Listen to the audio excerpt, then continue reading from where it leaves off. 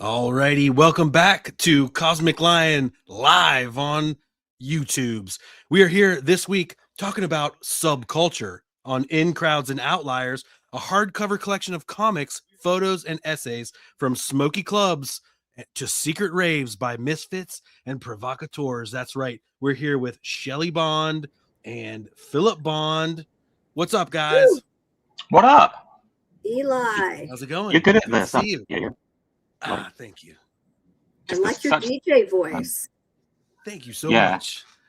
We're flipping the platters that matter, the patters that matter this week. And we also have our amazing panel featuring head of Cosmic Lion manga, Ro Higashi. Woo! The editor of Cosmic Lion books, Deanna Sukiasian, as well as our, as well as good friend of the show and good friend personally, Cat Fanatic and Kickstarter.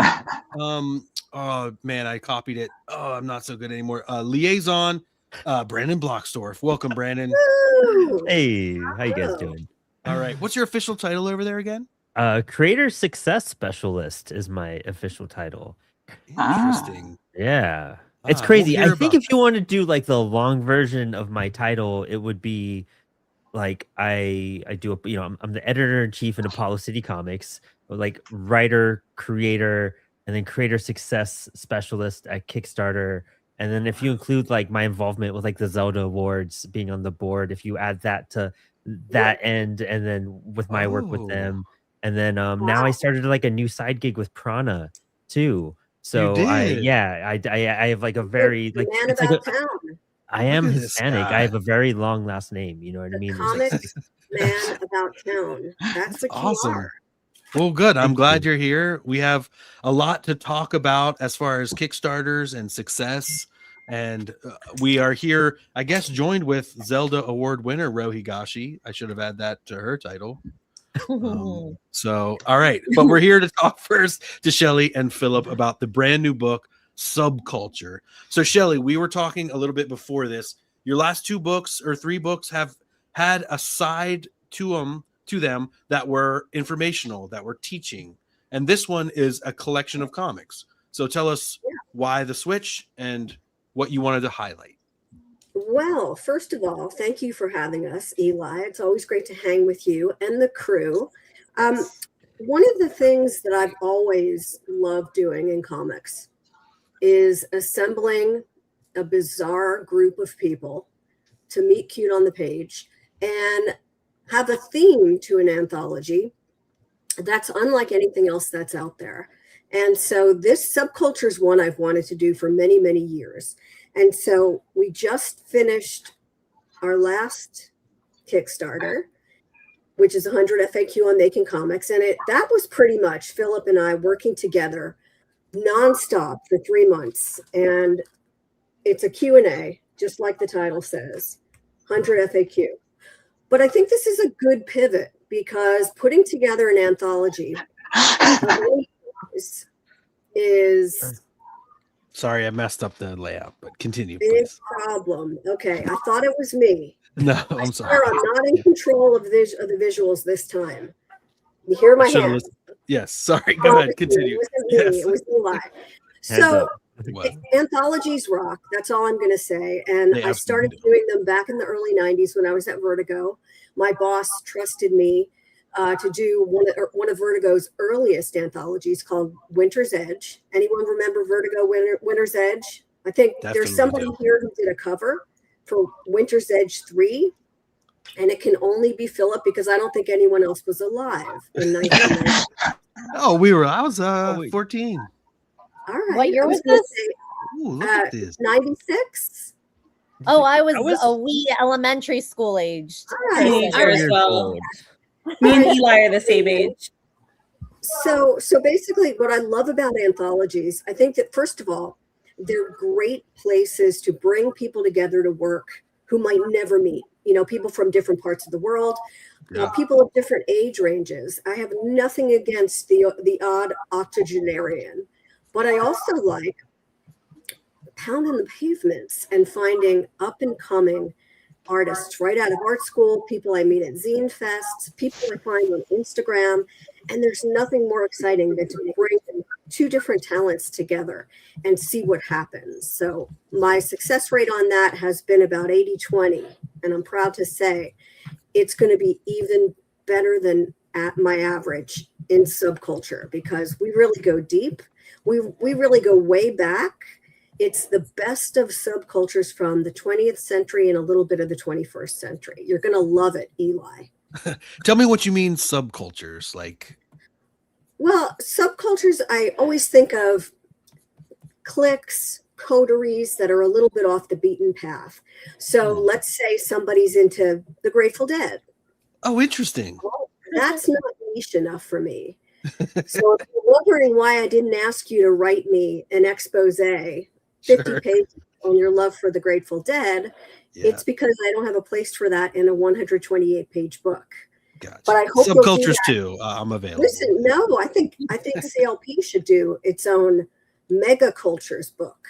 Ooh, interesting. Ooh, I actually love that. What do you think? I think so. There's something there. That.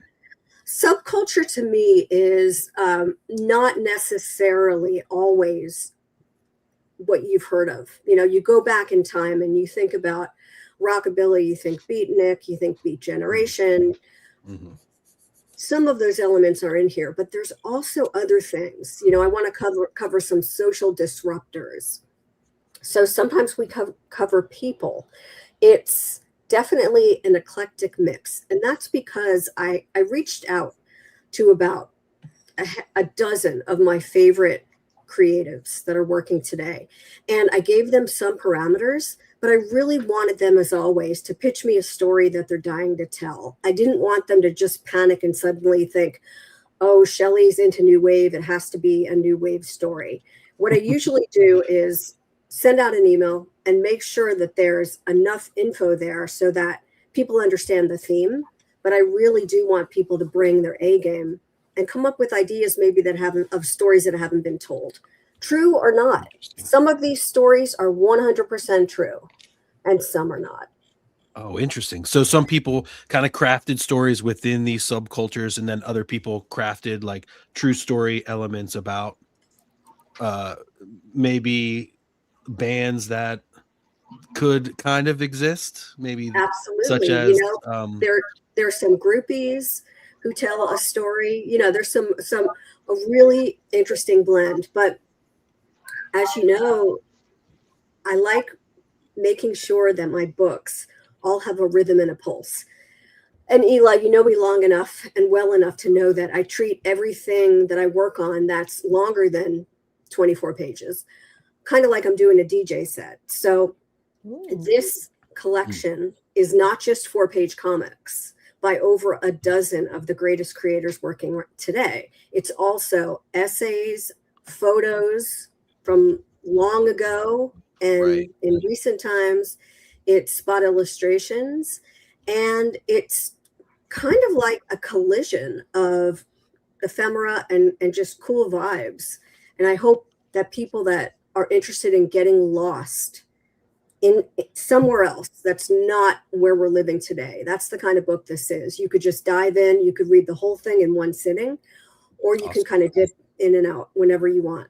And I hope everybody's going to really get something different from it. I love that. I love subcultures. I love learning about all of them because each one has such an interesting thing. And like, even if you said, if I'm pigeonholed into only loving the Grateful Dead, like, it's interesting to see all the other subcultures and how they exist. And then because then I can think about my subculture and how it interacts with these other ones, to put it like in a scope, or put it, kind of see it from the lens. I mean, I think what's interesting is that, you can look back in time, and in the 80s, we as college students who were radio DJs who would go out dancing 2 nights a week, as we thought we were the original goths, right? Well, there were goths before us. And I learned probably in the early 90s that my style actually had a different name. It was called Moth because I was a mod and a goth. So subcultures are being developed all the time. And I'm sure you can come up with your own, Eli. You know, Deadhead and also Into the Style Council. We can kind of come up with either an acronym or a portmanteau, you know, something that you can make all your own. I agree. I'm so much more. I'm multifaceted. And as Colin pointed out, I also like fish. So that is pretty vast. So true. All right, let's talk to Philip here for a second because Philip's also doing a comic here on the book. I showed here The Year of the Mud, which sounds like Cud, which sounds like Geezer. So this one has nothing to do with Cud or Geezer. Okay, so it's its own. Hey, what's that? I said or William Potter. William Potter is writing this story, but not this story. This story is written by a terrific writer named Oliver Mertz. And Oliver is also a colorist. Philip, why don't you tell everybody what the story is about? Well, all of the story is I actually told Eli already, but yeah, this is Geezer adjacent, where Geezer is set mostly in the early 90s. That's sort of like the formation of. Oh, you muted there. We lost you, Philip. Philip, we lost you. We lost your audio. I think he lost Philip. us too. We might have lost each other. Andy's on a roll. I'm going to go give him the signal. All right. All right. So while we're talking about it, we can maybe also check out Philip's drawing. Yeah. Right now. I'm really curious to hear about the different types of subcultures within this book because Eli, I know you and I sometimes talk about a subculture that I'm not very part of, but I find extremely fascinating, which is juggalos. Juggalos is a subculture that I find myself extremely obsessed with. So I'm curious to know what either the rest of our friends here what they're a subculture they're either part of or very interested in would be, and what is in the book. You start us off, Deanna, because tell us what a juggalo is. What subculture? Where does it come from? Oh my gosh. Okay. So Shelly, I don't know if you know of this rap hip hop duo from the Midwest, I want to say, called the Insane Clown Posse. Are they from Florida? Kind of. I've heard of them. Yes. So they have a extremely dedicated fan base that really kind of runs. They're from Detroit. Sorry, I had to. Okay, that makes more sense. They have been, they've been listed on the government's list of they consider them a gang. Is that correct, Eli? When I went to see them, my mom was like, "I think they're a terrorist group," and I'm like, "No, they're just a band." Yeah. While a lot of their members may be inclined to commit crimes, I don't believe as a whole they are a legitimate terrorist organization, but they are people extremely dedicated to the lifestyle of clowns, and they will wear full face paint, clown paint. Agreed. A lot daily. Just go to the grocery store, and I. So is that your subculture then, Dee?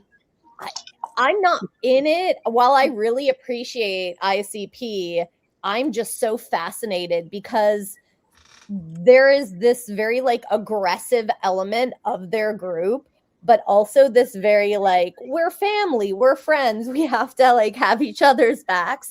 So I find it kind of, I don't know how to describe it. It's very odd, and I really enjoy the kind of back and forth of they have violent tendencies, but they will also be your friend and share their drugs with you. And I don't know. I also, ICP themselves, they have this crazy reputation, but they also are like extremely generous, and they donate a lot of money to a lot of great causes. They do fundraisers. So it's it's like the duality of man a little bit. Right.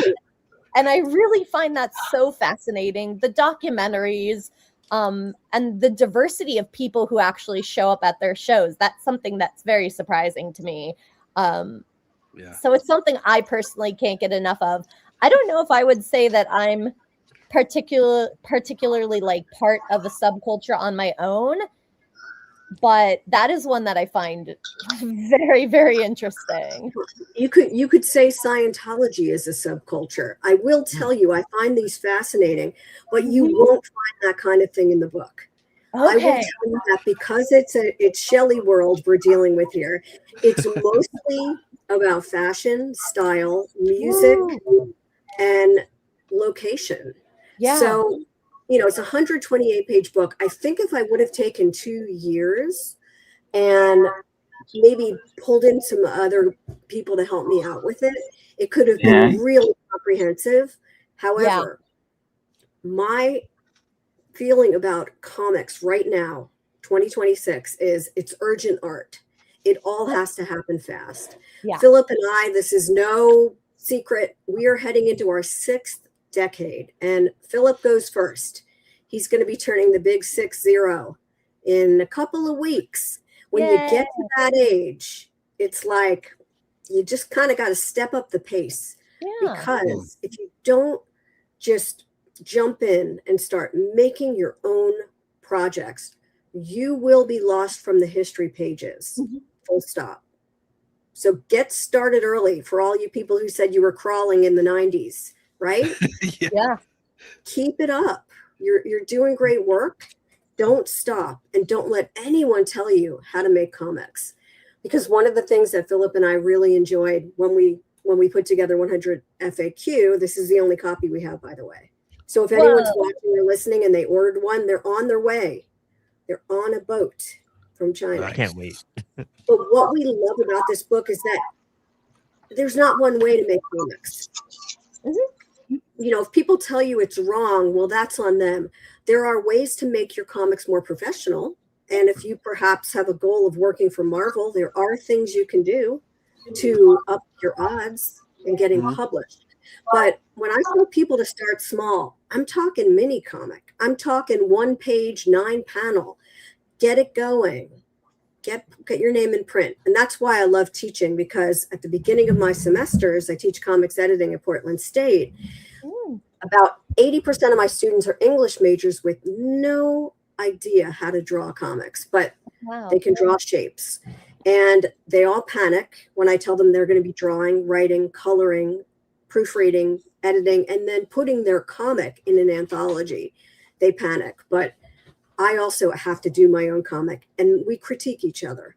And by the 11th week, they're published cartoonists, and they can use this comic to help them get published elsewhere. So you just got to believe in yourself. That's all there is to it. The very first time I was published was through an anthology, and that experience was so vital and so helpful, and really just like an amazing opportunity. So I agree. I think those are definitely the ways to jump in. And they say finish, not perfect. I know a lot of people will spend years and years and years working on their book, and they're like, it's not perfect. It's not perfect. It doesn't have to be. You just have to start doing it. You just have to be seen and try it. Almost shouldn't be. Your first book doesn't need to be perfect, especially if we're starting at zines and if we're starting at original comics. It's better to get something out there and get feedback to grow and keep the organism like fed and growing. Yes. Well, it's kind of good to hate your work a little bit. You know what I mean? Like I was just looking at a document. We're putting out this Comicos Fascist Dos, and it launches on Kickstarter this Saturday. And I was looking at my piece for it. I drew 4 pages, and I was like, I hate this. Like this is bad. But that shows I grew in the last, 8 months since I've seen those, and that's kind of like I kind of appreciate it because of that. It's like documenting where you are in your progress in your life, and I it's one of those things too. No one's gonna judge you. Like truly no one's going to judge you on how it looks or how it came out. They're just going to be happy that it's out and that they can see it and they can hold it, because the people that do appreciate that stuff, like, oh, I can't wait to see where you're going from here. And it's only up at that point, typically. Yeah, I shout to love Colin in the comments. Sorry, Shell. Yeah, Just- no, I was just going to yeah. say what you said. Colin says beginnings don't need to be pretty; they just need to happen. Well met. That is just perfectly said. I will tell you, I was doing a presentation with Caroline Cash a few months ago, and you get the same questions every time you're doing a talk with someone. And someone in the audience said to Caroline, when do you know you're ready to start really making your own comics? And she looked this kid in the eye and said, you should have your first comic ready so that you can hand it to someone, because when editors come to conventions and when editors say they're ready to do portfolios, they want you to have something to show them. They don't want to just have a chat about the maybes and sometime in the future. They want proof that you will show up and deliver the goods, and that if there is something wrong, you can nod and take the note. And that's advice that I give again and again.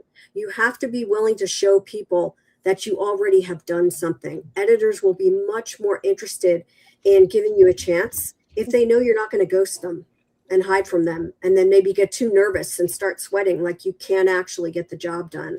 So that's why people should start now and dust off anything that's been in the drawer and just step it up, make it happen. Yeah, I like this one that Max said. It's DIY or die. Yeah. Gotta move fast and make rad stuff. Yes. Speaking of Max and like anthologies, like Apollo started with the punk anthology. That was the first book we put out. Shout out to Mark Bernal for giving me that advice. But because of that book, it's insane. We put that book out 2.5 years ago, I want to say. And maybe 2, is it 3? Are we on the 3rd anniversary? I don't know. I don't know how years work right now. But we might be.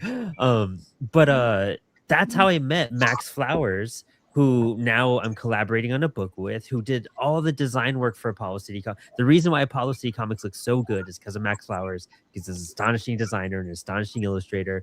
And that's why, like, yeah, he's the best. And so I have to give him props. I met someone, I was tabling with someone who worked with Max a couple of years ago at a San Diego comic festival. And we did a comic swap, and he gave me some of Max's work, and it was really great. So I know Max. Rad he's stuff. the best. I love him so much. Cherished to have him part of the team. And that came from the anthology. I also met China Rosemaria, who was a Zelda Award. She was a runner-up on one of the categories. And now we're working. Our book is launching on Kickstarter in August. So, like, you meet these people and you make these connections that would have never happened if you didn't just take the risk and try to put something out there. I think I've met more people because of that punk anthology than any other book I've put together, which is just, super cherished. But shows how far that one book can take you and go. Yeah, because it's really about community. It's about finding your tribe, which is kind of your subculture subsets. I'm holding up what is the dummy book, by the way.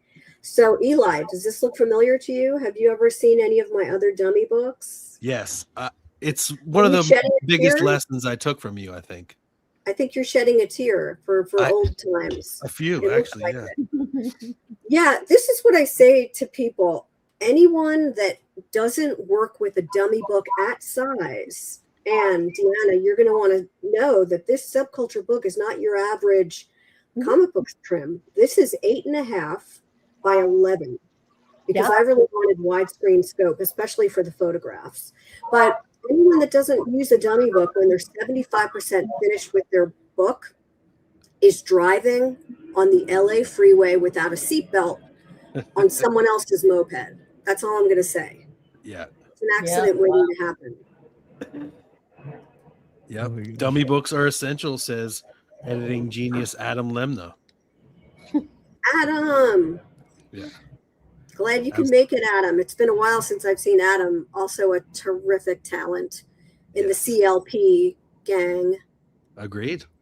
Relic Hunter 2 now available at cosmiclionproductions.com. Woo! All right, let's go back to Philip for a little bit. Tell us a little bit more now that we got your audio working about what you're working on and Mud. Audio isn't working, is it? No, it is. Oh, It's it is working now. It is Oh, now. right. Yep. There we go. Oh, right. Yeah. I think I was just like went off and was talking to myself there, and For a minute, but I we got didn't realize my mic had just like just any gone. other day. Like most, yeah, just talking to myself. So what were you asking? I'm sorry. just tell us about the story that you're working on for Okay. Shelley's book, The Subculture. Yes. So the story is written by Oliver Mertz, who is one of our new favorite writers.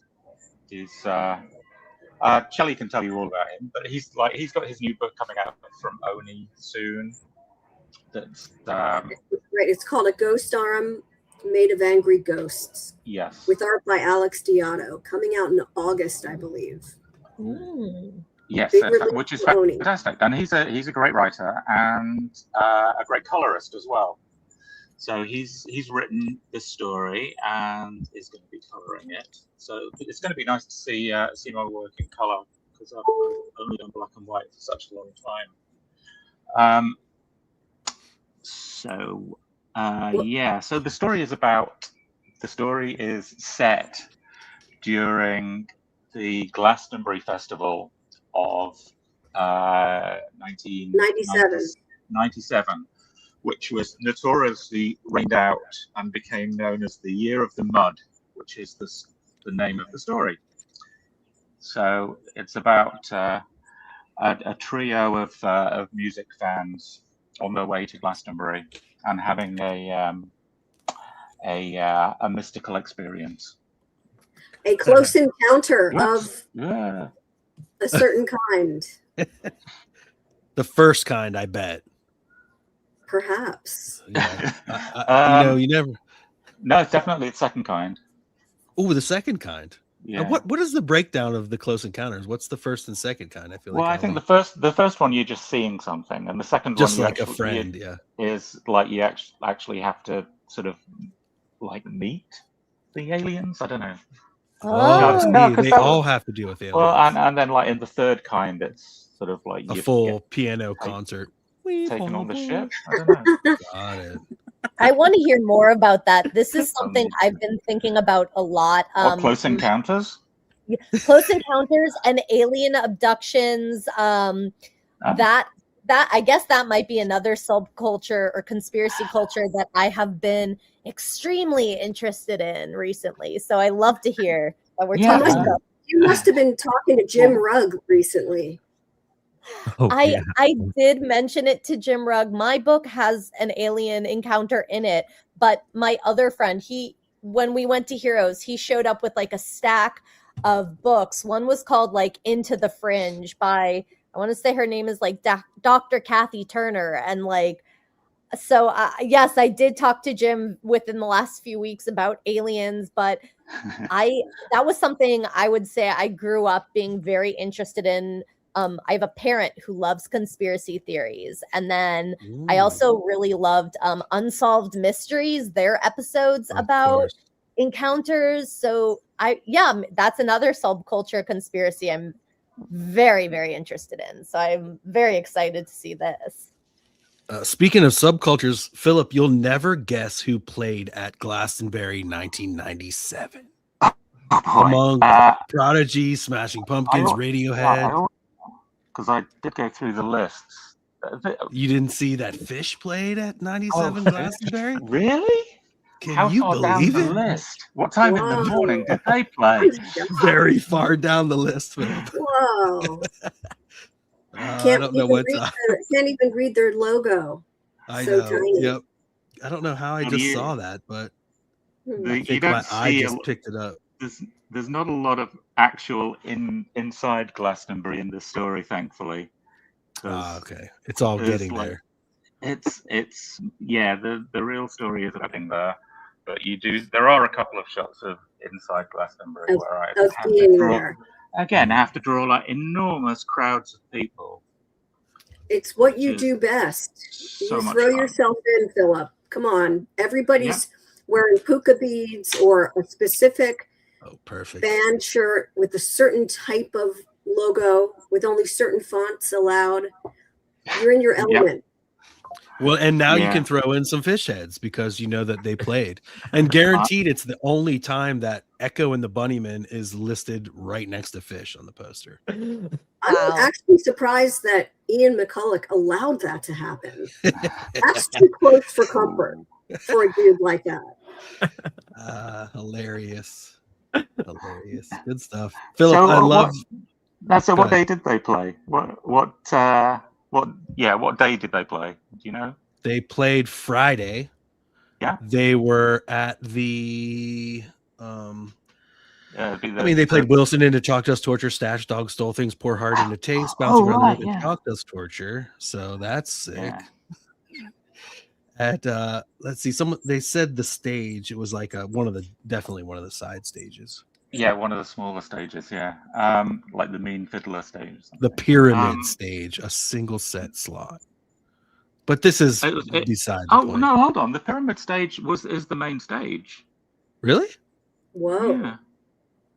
Okay. Maybe it was very early in the morning. They played right before Beck. So yeah, that's huge. Wow. I said hi to Beck at LAX a few weeks ago. It was kind of insane. Did ya? Did he say hi back? He actually did. He said he could see a lot of aliens inside of me, and I said, back up a little bit. And you said, that's fair. That explains Deanna's current job. I get it now. I totally understand. We were meant to find each other. I think so. Oh, man, Philip, why hilarious. don't you walk everyone through your process a little bit, because it's fascinating to watch you draw on your new apparatus. I was just saying I just started on this new tablet because I sort of finally got sort of out. I got obsoleted really. So it's nice. I'm working on a bigger tablet than usual, which is really nice, and it's so nice and smooth. And so this is the process. Working in Clip Studio, I sort of like scanned. Oh, you can see there. So the pencils are like scanned in underneath there. It's like a red pencil now. Yeah, well, there's actually two. There's a blue pencil and a red pencil. And these are sort of from like actual pencil on paper. They're not digital. Oh, nice. But so I sort of like the blue line under there is like really sketchy stuff, and then the red line tightens it up enough to be inked. So, I really love how your reds are just kind of guides still for your inking, because you can see that your inking still changes a lot over the red, so it's not exact tracing of the red at all. That's amazing. As long as I know where everything's supposed to be. And believe it or not, at 6'1", Philip Bond draws most of his pencils the size of a matchbook. This big, people. It is no. The thumbnails are tiny, but no, the pencils for this were probably drawn like sort of pretty much like print size. Oh, so even still at size, basically, not even oversized. That's crazy. Okay. No, because I've been here. I like the pencils to be pretty loose, and you know, like you say, a lot of the detail just sort of comes like straight in the inking. And then keeping the pencils at size, does that just speed up your process instead of doing it like 11 by 17s or something? Yeah. Well, it does. Like I'm doing right now. It speeds up the process, yeah, but also it's sort of like I like to keep I think sort of like the bigger you go, I'll sort of just end up putting more detail in, which is not necessary, because a lot of the detail I do just sort of straight in the inking. So as long as everything sort of can keep everything sort of visible on the page when I'm penciling it, it's nice.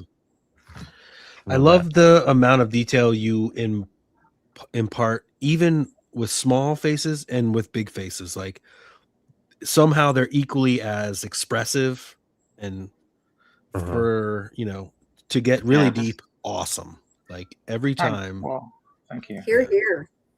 Yeah, I mean this page has a good look. bunch of like bigger faces as well. Well, the fact you could just do like that little like line for the mouth, like that's so nice. Well, I'm like going to get rid of it. like I'm a not happy C. with it. I'm not happy with it actually. Well, it looks good. Don't be precious. Don't be precious. There's one word for that. I only have one word for that. Does anyone want to take a guess? You know what? I'm going to take out the whole Talent. It begins Talent. with a T and it ends with an ent. Talent. Yeah. You know, of course I'm going to say that. I married the guy. One of the many things we have in common married is to our him favorite too? artist. Hello? No, our favorite artist. Wait a minute. Eli. You said you were married to Philip. Shelly then. Just our favorite artist we have in common. Oh my God. This is like a different happened at the same subculture I don't want to talk about. I don't want to be a part of that subculture. I'm already into mods and goth. That's enough. Mort is saying that he loves the acting on the bucket hat guy. Yeah. Bucket head. I love that. And like, to me, it's like, you know, drawing comics is all about acting. It's like if you can't sort of feel your way into the characters. Yeah. Agreed. Do you find yourself when you're drawing? I kind of always ask this one. Do you find yourself when you're drawing that you make the faces with your own face, even though you can't see it? Drawing on camera now. Oh dang. Oh, definitely. Yeah. Yeah, I do it all the time. It takes me back to 7th grade when I got made fun of by a teacher because I was trying to figure out how to draw hands, and I was sitting there staring at my hand like drawing it, and she called me as yeah. Oh, you're gonna make fun of people looking at things when they draw. Yeah. The teacher too. It's insane. Yeah. You know what? Yeah.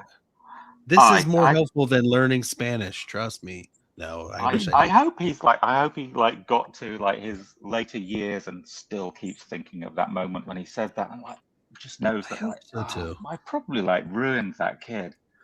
What a terrible thing to say to someone who's learning art. Yeah, he's probably thinking about it on podcasts still. Yeah. Probably never sleeps at night. Poor guy, staring at the ceiling. It's the same teacher I got a detention for farting in their class. So I think she just kept taking it out on me for stuff. Now, come on. Now, too much.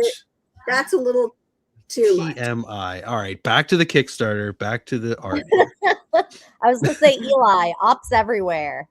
This guy's got a Blur shirt on. I like that. Yes, I also really like that myself. I don't think me not so much. Not so much. Not a Blur fan.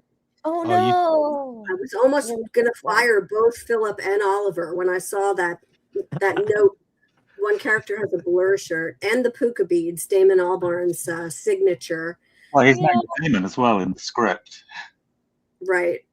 I know. I saw an amazing video today that he came out with Bad Bunny and played Clint Eastwood. Oh yeah, with like a gorillas thing. Yeah, he came out at a Bad Bunny show. Yeah. Crazy. Oh yeah. Listen, Bad Bunny has taste. He does have taste. Yeah. That's funny. And then he sang the verses in Spanish. It's worth checking out on Insta. Yeah. That's cool. All right. So let's shift back here. Now, I would like to get a little bit of perspective here from Brandon as we're talking about Kickstarters and we're talking about kind of best practices a little bit, which is, definitely I wanted you to speak to, Brandon, as a person who's done a bunch, as a person who's backed many Shelly and Philip projects, and as a person who is now working for Kickstarter. What have you learned, and what can you tell us about kind of best practices? No. Yes, I mean, I think one of the things to do, especially as for what we do at the level of like creation, and I feel like Shelly is like a level above of like what I am doing with my comics and whatnot in terms of like goals and stretch goals and like getting the certain amounts of money and everything, and also like quality in that sense, because the hardcovers you get are beautiful. I need to bug you about that. We'll talk about that. I probably have about 40 years on you, Brandon. So, experience, making a lot of mistakes. But please, we want to hear your thoughts. Go on. I think that's a big thing. You're going to make mistakes and mistakes are going to happen. And I think when you accept that and you learn how to roll with those mistakes, that's a great piece of advice in general. I have on books that have been printed, on Kickstarters that I've done, on how I've done fulfillment. You're always going to make mistakes and you can't be hard on yourself. You have to I'm up, lesson learned, right? Like that's really how you have to take a look. Yeah, exactly. Keep pushing no matter what. You're gonna wish you marketed it differently. You're gonna wish you prepped or had more followers than previous, or just in general. It's all just stuff to take note for your next attempt. I think everyone should go out there and make their comic and try to jump on Kickstarter, but also be realistic with your goals. If I saw a new time up and coming creator go for 20K, like what Shelly's doing in her current campaign, I'd be a little hesitant and skeptical, and I'd be like, how many people are on your newsletter, and how big is your social media, and how is your interaction on your social media to uphold that? Because that's a good sizable number in terms of what is being produced here. I do $1,000, $2,000, $3,000 Kickstarters. I guess 1 to 5K in that sense. But I check out what I'm doing with printing. I check on who's going to be collaborating on the book with me and how they're promoting, if they're promoting. That's a big thing. Sometimes people pay an artist and the artist just does the art and they don't promote the campaign. There's a lot of things. Your relationships in comics matter a lot. And that's going to take you a lot of places too.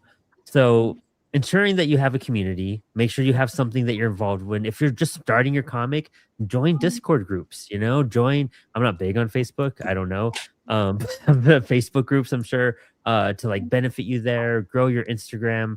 Social media is a kind of a pivotal thing for something like this.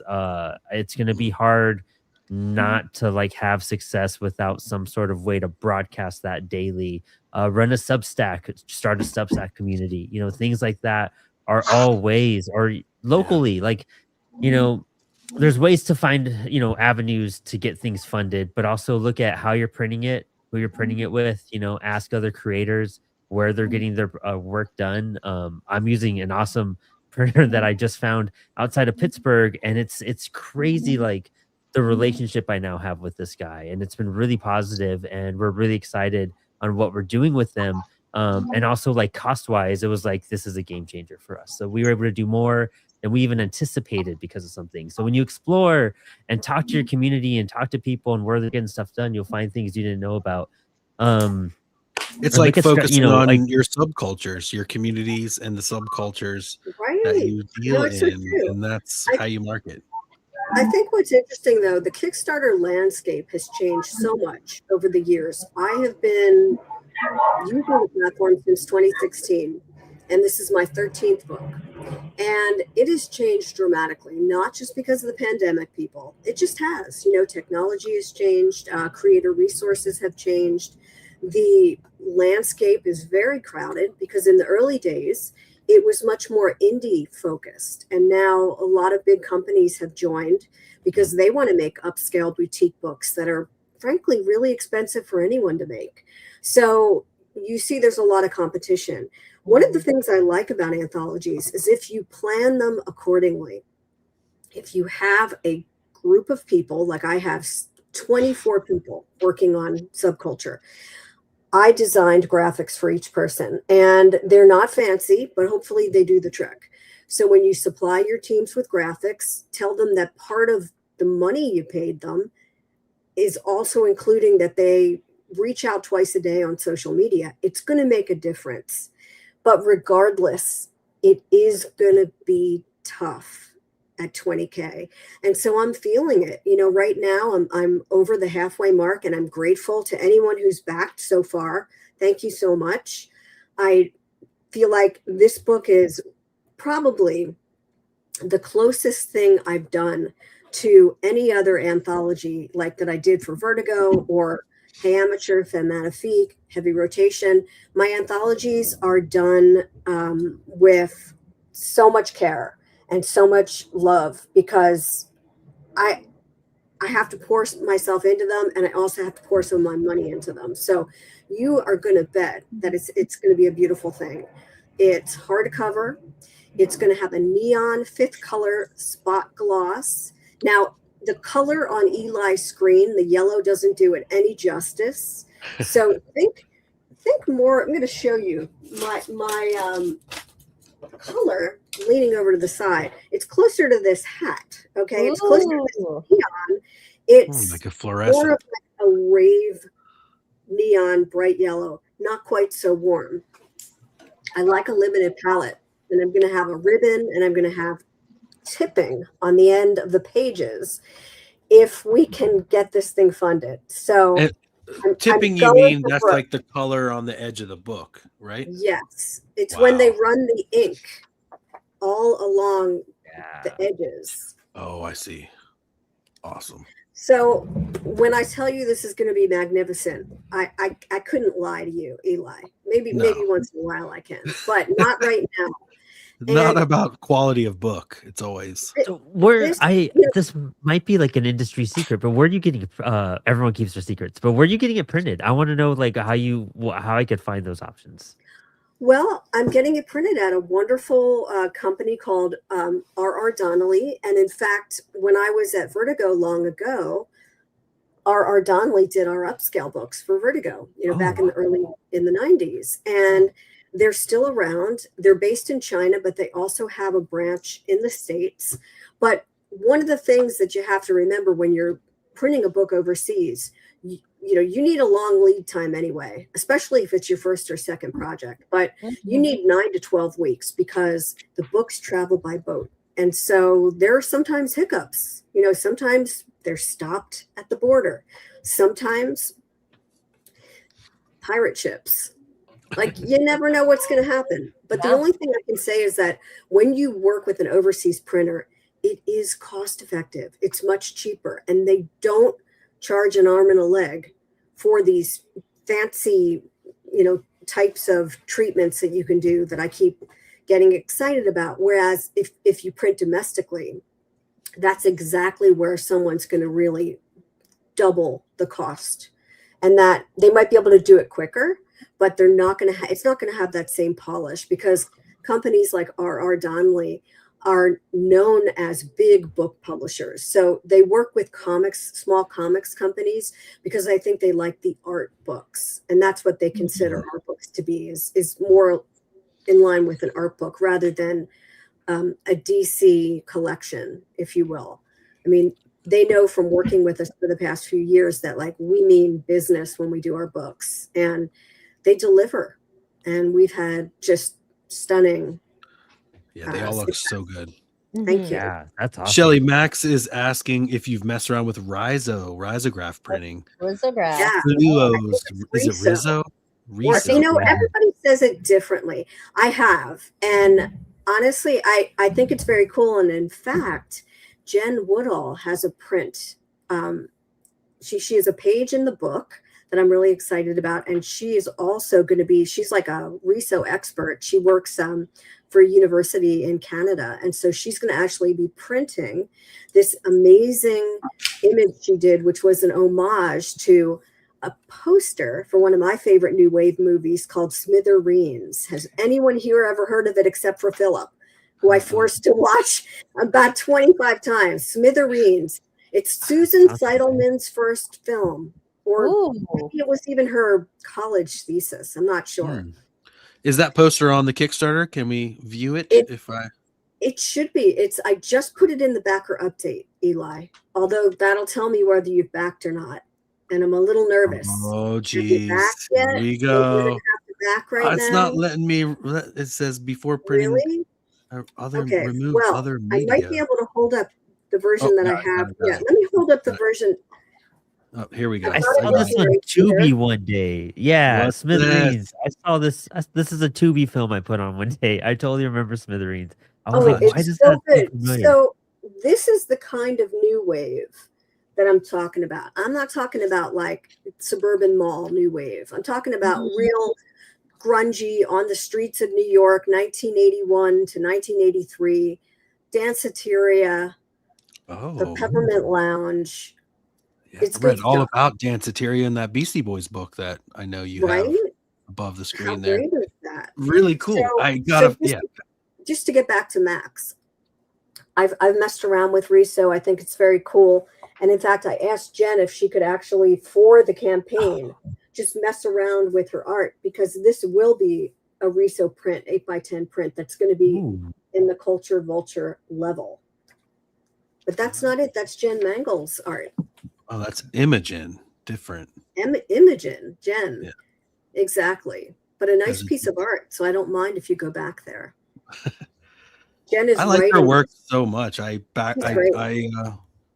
her Patreon after meeting her with you. She is writing her and drawing her story for this collection.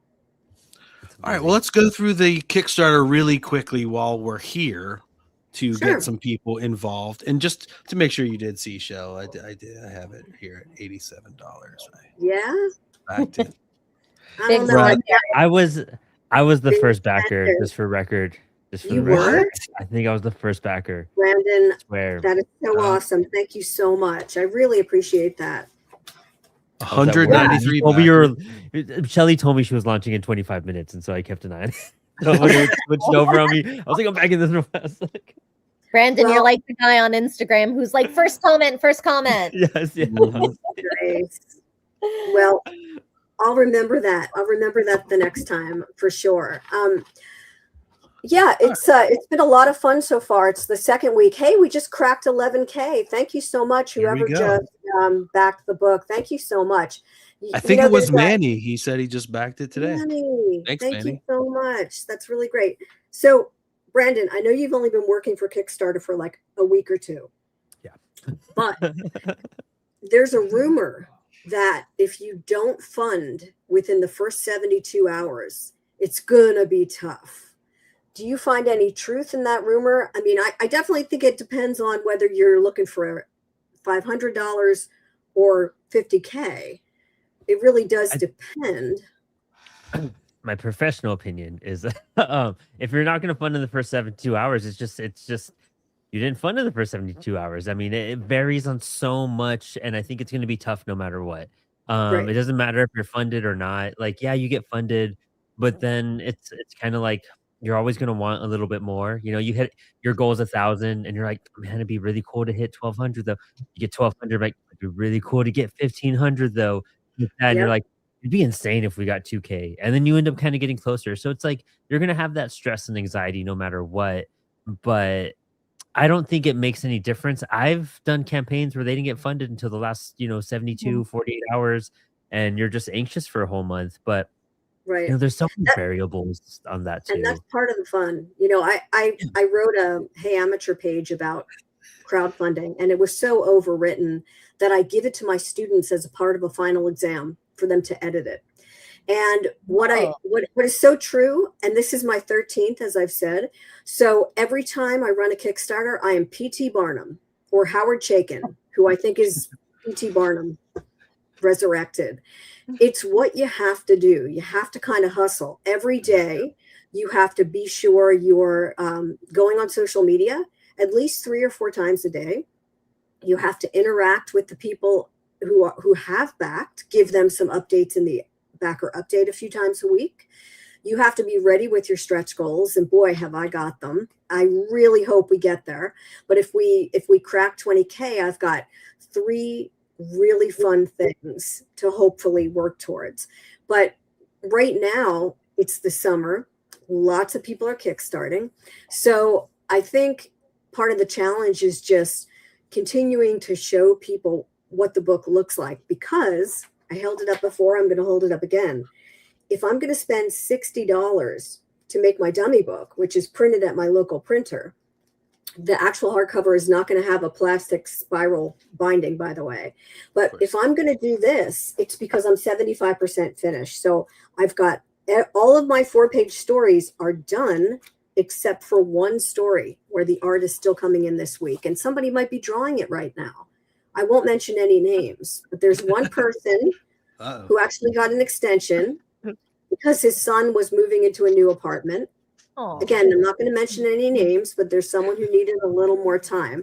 But I'm designing the book, and working on the bios today. So the book is going to go to the printer very soon. And when I say you're going to get it in November, you will. I've got a different way of shipping now. I've got a UK warehouse. So I have a lot of readers that are in England that often can't buy our books because they're cost prohibitive, because they cost a bloody fortune. You have to sell a kidney to afford for the book to be sent to you. And that's just all wrong. So we kind of worked that out. We've got a little bit of a better way to get some of the UK backers their books at a reasonable rate. Yes. Ro, I saw you make a face. I was kidding about the kidney. I saw you make a face, and I thought only adult knees. No, I actually looked down because I'm drawing as well. My bad. Oh, I'm sorry. I didn't mean to make a face. I wasn't trying to. I felt bad because my sense of humor is really strange, and Eli almost gets it, but most people I'm almost there. Not quite. I do want to send a shout out to a real nowhere man, Carl Nowhere, who just backed it. Yeah. Nice. Carl. Thanks, Carl. Thank you so much, Carl. We really, really appreciate it. So this book is probably going to be limited edition. You know, when you decide to do a book like this, and I looked at all the costs, and the reasons why there are only 3 levels is because to do a soft cover didn't really make much sense. I really had high expectations. It's an oversized book. The paper stock is going to be just like Chef's Kiss, thicker than your normal comics hardcover collection. I wanted to stand the test of time. So I knew I would do digital at 18, but I wanted to do hardcover, and that's the second tier, which is hardcover rave. And then that's 35. And Culture Vulture is sort of the creme de la creme. It's pretty much everything in the kitchen sink. And it allows me to once again get lost in designing, because Philip and I have become known for our sticker obsession. And I'm looking for a good example of that, which like I'm this. not finding quickly. Like there you go. Yep. I have one. Hey, Brandon, I love it. Okay. In fact, sometimes I think we make books just so we can make swag bags, but I will not admit that in a court of law. I use the koozie here at the office all the time. That's cool. The koozie from Geezer. I was going to say, what are you talking about? Is it called a cozy or a koozie? A cozy or a koozie? I think down in the country of Maryland. A cozy? Koozie. Koozie. I thought it was a koozie. I am not sure. I don't drink beer. Oh. Rick. Hey, it looks like Rick is here. Shout out, Rick. Oh, finally. Hi, Rick. All right. Well, sweet. So let's see. So you're talking about the Culture Vulture tier. Yeah, that's a big one. We've got, well, I just actually, Eli, if you go, keep scrolling down a little bit. I did a backer update today, and I showed the back cover by Lyd Tom, who I got to tell you, there are a lot of talented young artists out there, but Lyd Tom is on another planet. She's so talented. She's going to be huge. I'm talking Scott Pilgrim huge, Brian Lee O'Malley huge. That's is the this Jen the Woodall piece. That's the back cover here? No, that's not the back cover. That's the Jen Woodall piece. Max had asked about the Riso print, and that's going to be a Riso print, 8x10 Riso print. But Eli, you should have received a backer update today. Oh, here it is. Nope, you got it. Back cover reveal right there. So basically, what we're doing is we are making this hardcover not just a wraparound hardcover, but it's a wraparound and then some. It not only extends to the back, it extends to the inside, front, and back covers. And we're making a poster out of it. Oh, so we're printing the poster. The printer is actually going to print the poster for us. And it has to be scored. So apologies if you hate when things are folded. But it's going to sit nicely in the corner of your wall in your studio or your comic shop. And it's going to just open up. It's going to be like 6 covers in one. And it's just a stunning piece that has so many different cultures, subcultures from the ages, from suede heads, skinheads, punk, post-punk, rockabilly, beats, ska, new wave, no wave. I mean, you name it, all the way up to rave, grunge, emo, no deadhead. Sorry, Eli. Help me out though. There have to be some others that you're looking for. Grime. I do like no wave. As I sent you before, I was reading Sonic Youth book, and so that's a lot of no wave talk, and yeah, that's a pretty great time period. Also, very much like ensconced in like New York City and other big cities. I think a lot of new wave bands were like rebelling against some of the other sort of pop music at the time. But this is exciting because it just continues, you know. So we have all these different subcultures that are just wrapped around and inside the book. And Lid Tom has a story that she's writing and drawing. So her story is set in the early 70s, and it's about two sisters who are groupies and how they sneak out to see a concert. And it's a lot of fun. It's called Somewhere Off Sunset, and it's just incredible.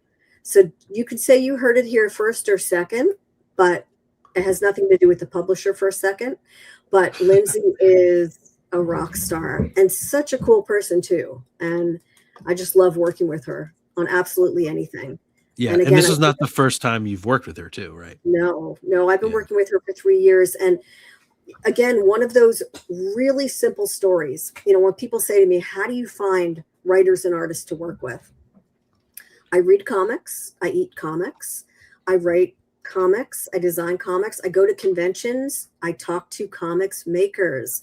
And I go on Instagram sometimes at night when I can't sleep. And if I see someone's work that really captures my attention, I send them a quick note and I see if they're interested in making comics. And sure enough, that's how I found Lindsay. I happened to stumble on my son's very good friend's Instagram page. Now, my son is 21. His friend, he hasn't seen since they were 10, but she happens to be a fan of Lindsay's work. That's how I found Lindsay's work. You just never know. You have to keep your eyes open. And for anyone who writes and draws or who wants to edit, you have to get visible. You can't just say, oh, I want to do this one day. Start doing it. And when you mess up, all I ever ask, and I ask this of all the assistants I've had in my career, I've asked this from anyone who ever comes in contact with me. Mess up, fess up, move on. You know, you gotta admit your mistakes. One thing that I learned working in corporate culture, the worst thing you can do is say, he did it. I mean, I was in meetings where people would say, I didn't do it, they did it. And I'd just be sitting there thinking like, come on, just own up and let's correct it. And let's just not do it again. That's all. And I think that actually you will be set apart from everyone else in business if you learn that one thing and you just face it as soon as possible. And it applies to giving notes when you're editing. If somebody's going to hire you to evaluate their work, what you don't want to do is just beat around the bush. I always say to my editing students, if you can't find 3 positive things to say about a piece of art, you probably hired the wrong person, and that happens. Get out of it fast, pay a kill fee and move on. But you should be able to find 3 great things and then go into all the things that you want to give them to revisit, and do it thoughtfully and constructively. There is no reason to ever use a derogatory word or to have a tone in your voice that makes you sound like a bloody schoolmarm. It's art, it's subjective. But when it has to happen fast, you know, I was editing 6 monthly books for many, many years. There was no time to like pussyfoot around and try to be charming and polite. And I'll tell you something, I think I gained more respect from especially some of the big guns in comics, because I would say to them, hey, I love this, but you know what? I think that hand looks like a foot. And if I'm going to stop my reading of the story, I got to ask you to revisit it, because once the story's broken, you don't get that reader back. Or you're lucky if you do. Did you find it was easy to go from being an editor to a teacher? Like, you're talking about these things, these different ways of communicating. Like, did you find it was an easy kind of movement, or is it's different parts of your brain? Philip's laughing. I think it's almost as impossible as bringing a comic to life. It is so difficult. Real old school comic book editing is such an arcane science. And I never had any dreams of teaching classes on comics editing. I kind of was sort of bullied into it. By Diana. My first boss was Diana Schutz, and she actually designed a course for Portland State, and she taught it for one semester, and she decided she really just wanted to focus on translating, and she didn't want to let Dr. Susan Kirtley down. They were good friends, and Dr. Kirtley has this comic studies program and certificate at PSU. And so Diana reached out to me and she said, I read Filth and Grammar, and I think you should take over the class and rewrite the curriculum, teach from it.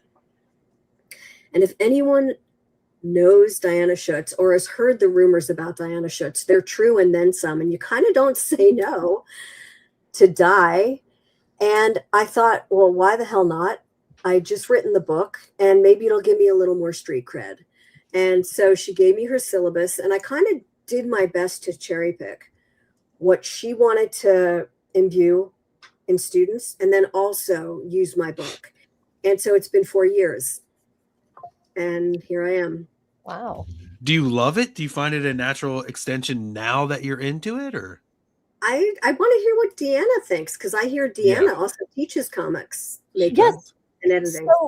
So I actually don't teach comics editing. I surprisingly work with the youth in New England. I teach kids cartooning and comics classes out in Boston, and then I also work for the Boston Comic Arts Foundation, where I run workshops. We do a program called Mass Makes Comics, where we put together free workshops and camps for the youth in Massachusetts, underserved communities, towns that may not have access to the same opportunities that Boston has. And I've found that really interesting, and that's really renewed my faith in the comics process. And for myself, I went into school thinking I was going to be a full-time cartoonist, but then I met with an editor who didn't like my work, but was like, you should be an editor.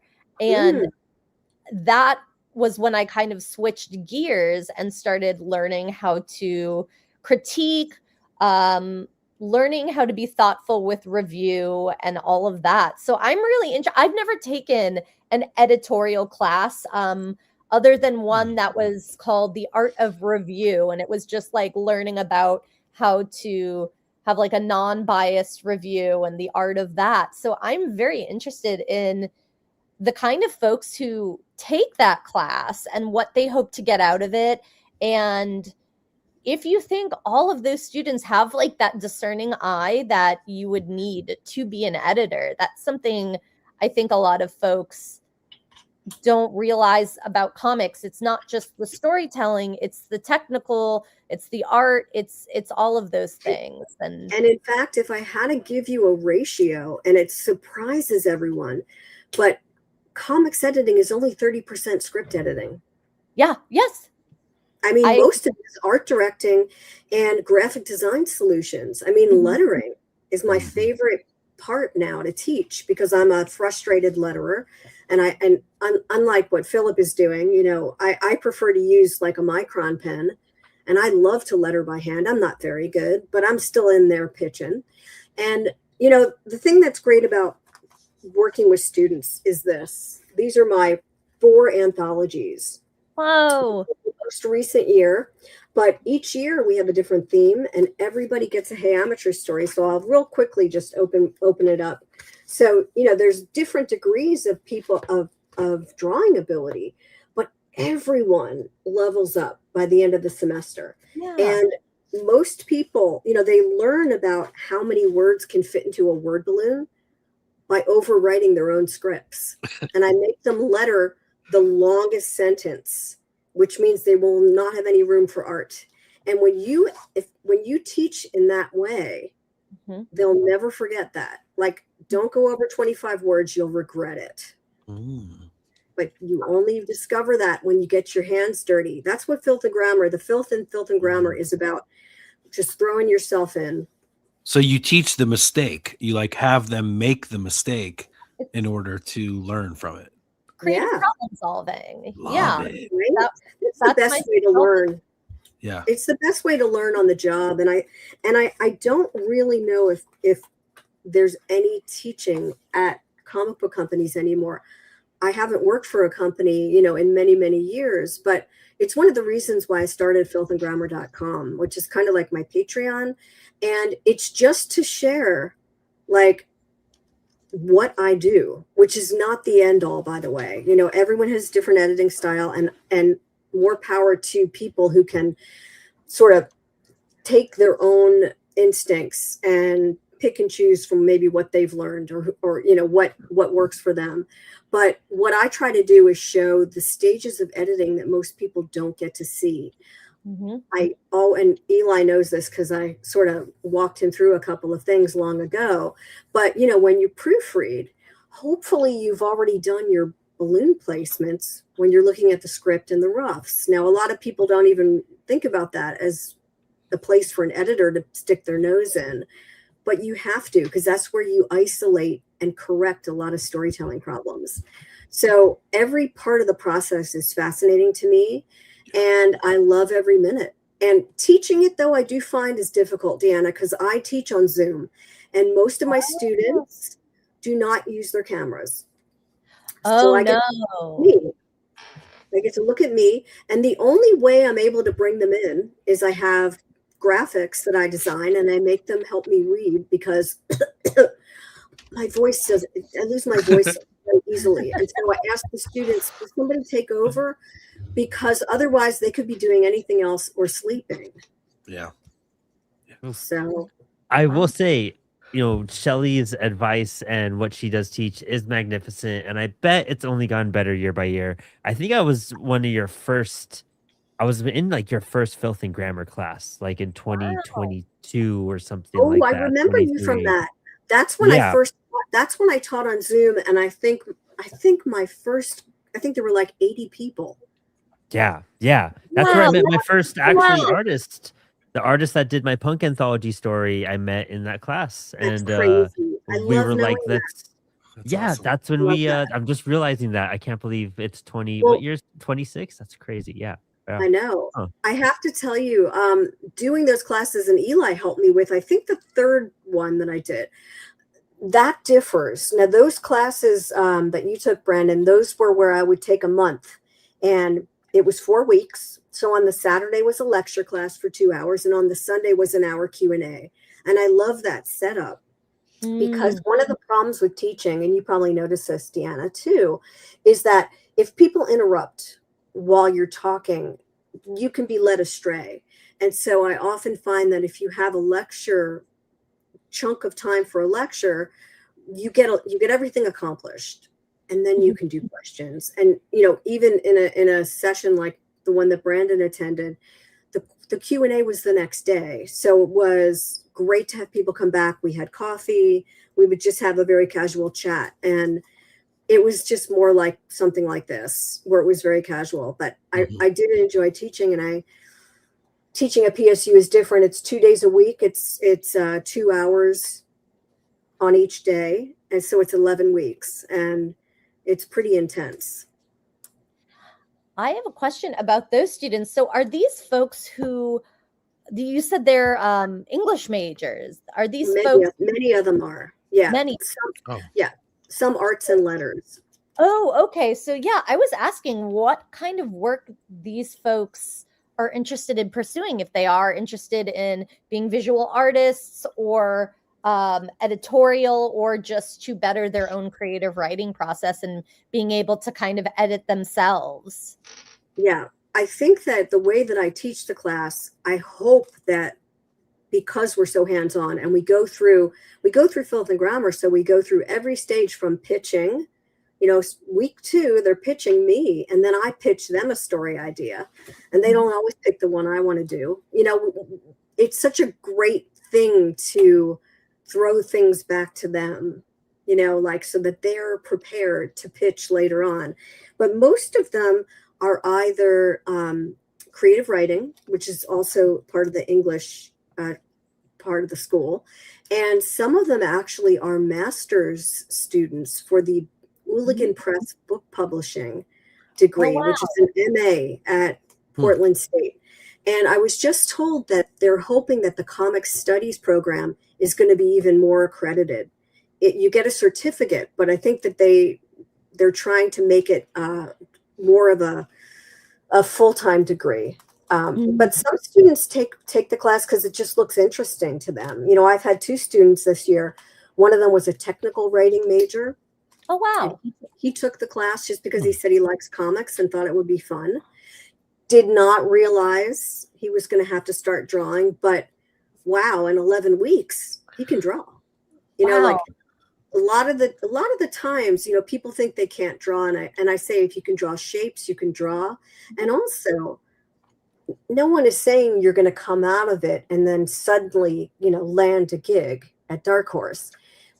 Yes. But you are going to get an understanding of like how to deconstruct a script in a comic, and then maybe how to even rough out your own, you know, because obviously I don't draw, but my work gets published in the book too. And I get critiques on my inks, and I'm also the production person. So at the end, I'm putting together and assembling and designing and have to work with the students as a production person. So they have to learn how to speak to me, and they have to learn the parlance of every stage of making comics. So important. I do want to shout out Adam Lemna in the comments here. He says, Shelly's process, the work she assigns, and the discussion and thoughtful critique she gives took my book to the next level and made me think about the process differently. Be Huge. still, my heart.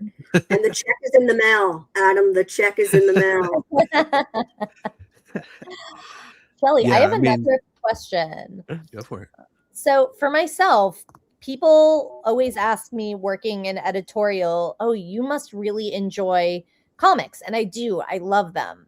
Visual narrative is my favorite. But I find the more that I'm editing, or the larger number of books I have, like right now I'm going through pitches, I find it is very hard for me to enjoy comics outside of that. Sometimes I go through these phases because I'll have my editor brain kind of stuck on, and I'll be reading something. I'm like, that lettering looks terrible. Wow. I can't get past that. Is that something that you think about or have trouble with? Do you have those ebbs and flows of like not really being interested in reading comics outside of your work, or not being able to enjoy them?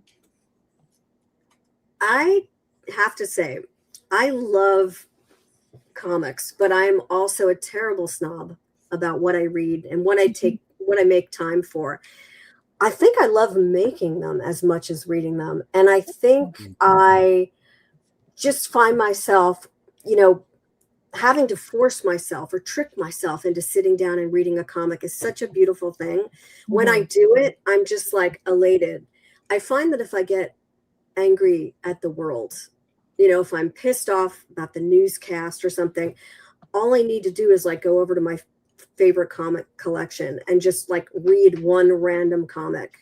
And then I'm like, okay, I know what I like. And maybe it's also because I probably have about 40 years on you of working in comics and being in comics. There are still so many I've missed. You know, I wasn't a big Ernie Bushmiller fan. Like, I love Nancy so much. I'm into the meta of it. Like, I wish Grant Morrison would write a Nancy comic. Like, those two need to get together. You know, like, it's crazy. But I love that stuff. And Art Spiegelman, I feel like I'm reborn. I just discovered breakdowns in like the past year. Ooh. You know, breakdowns. So of course we all know Art Spiegelman from Mouse, but this is other stuff he's done that is revolutionary, that pretty much changed the way I do my autobio comics. So I feel like for all the times you feel like, oh, I'm missing something, I also think, I also think comics and music come to you, and it doesn't matter when you discover them. If it's your first time, it's the best time. You know, I'm envious of anyone who gets to listen to Bowie Station to Station for the first time. Like, I'm just like, you're never going to forget that. title track 10 minutes and 8 seconds long. You're going to memorize it in German. You just will, and it'll change your life. That's comics and that's music for me. That's awesome. I think speaking to that, Max, again in the comment says Jake Parker talks a lot about filling your creative bank account, doing stuff other than your craft. Go on a hike, play some music, experience the world. I dig that. I love getting out in the world, hiking, getting up on the mountain. Shelly, you called me on. Not so much. I'm not an outdoorsy kind of person like you. You called me from a walk the other day, I feel like. You're not out there? Bullying myself on a power walk for exercise. I relate to this. I appreciate the outdoors, but I am very much what they describe as an indoor kid. That's where all my stuff is.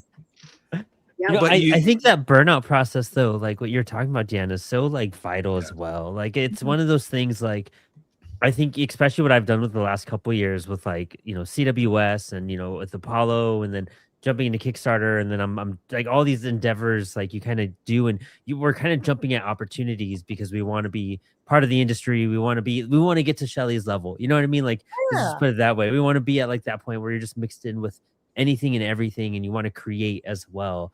And it's also hard to find like, well, I'm doing this all day, like I don't want to burn out and there's a lot happening around me. How do I find like a piece to it all, and not also have to like broadcast it to the world and share on social media? It's like a weird brain thing that we're all kind of in because of just how we've been brought up with technology the last few years, and understanding all of our peers around us doing all this magnificent work. But I think really it just comes down to like slowing down a lot too. Like really, like I don't know, for me at least, like I was always multitasking. I'm always like drawing and watching TV, or I have an instrument in my hand and I have like something else going on, and just you're doing 12 things at once, so you could do everything, and just like kind of just like what what they're saying, just pausing and just slowing down. And I think that's what's helped me a lot, is like not being on the speed of the world, but being on my own speed.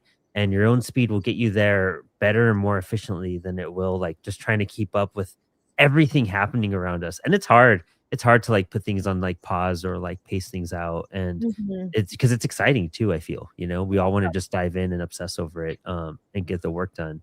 I mean, I've seen Eli do this so much too, like everything you're rolling with Cosmic Lion, and then just like watching what you do, and I was just like, how do I keep up with that? And then we had conversations on how you do it, and then I was like, oh, you take Sundays off. I should try to take a day off a week. And that's smart. Like that's actually a great idea. I did that this weekend, but otherwise I just kind of wait until someone needs me. I'll just go every day. So I like having that dedicated, space. Oh, I feel like Shelly one time when I told her I took Sundays off, she's like, what? Oh. But, look at Philip. Philip is laughing. You know what, though? How lucky are we? Your mic's off, Philip. He's muted. He wasn't saying anything. Nothing's wrong with the mic. He's just muted. All he said was that I slept all day yesterday because I wasn't feeling well. I had a sick day.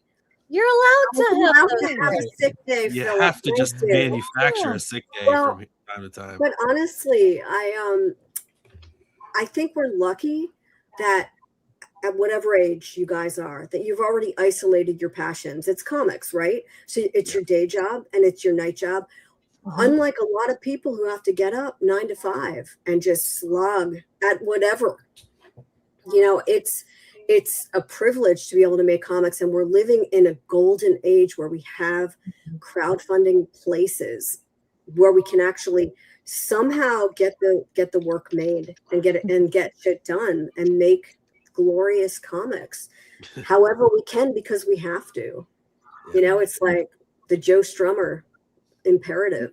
Like think about all the urgent art he made. And Philip always teases me because like obviously Joe Strummer's not known for his guitar abilities. He was a rhythm guitarist, but I still am devoted to him because when I saw him play guitar from Erga Music War many years ago, it was like it was an appendage. He was playing with such a like fierce need to create, and that's how he made music, and that's how I like to think of making comics. And we're lucky we can all do that right now. We just have to find the right subculture. See what I did there, Eli? Yes. What is that, you That guys? is Yeah, amazing that's segue.